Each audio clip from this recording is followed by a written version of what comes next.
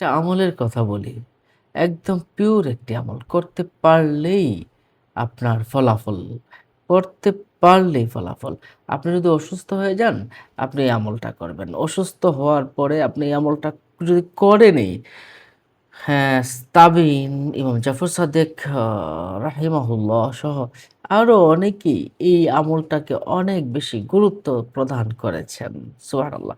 যারা এই আমলটা করেছে তারা এই ফল লাভ করেছে। বিশেষ করে আমিও এই আমলটার ফল লাভ করেছি।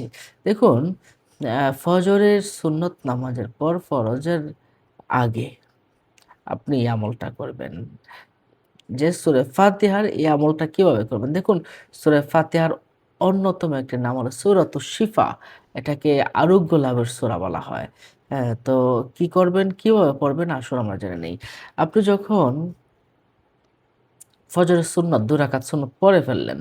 পরে আপনি বসে আপনি ফরজের আগে, অবশ্যই ফরজের আগে, সুন্নতের পরে ফরজের আগে পড়তে হবে ৪০ বার। আপনি সূরাতুল ফাতিহা পাঠ করবেন।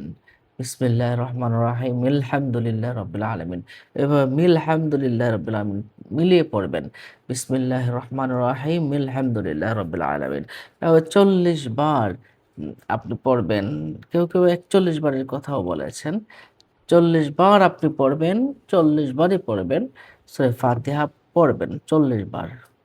তারপর যে অসুস্থ, অথবা আপনি নিজে অসুস্থ হলে আপনার মুখের মাঝে ফু দিবেন, বা যে অসুস্থ তার মুখের ভিতরে আপনি ফু দিবেন। মুখের মাঝে একটা ফু দিবেন ইনশাআল্লাহ।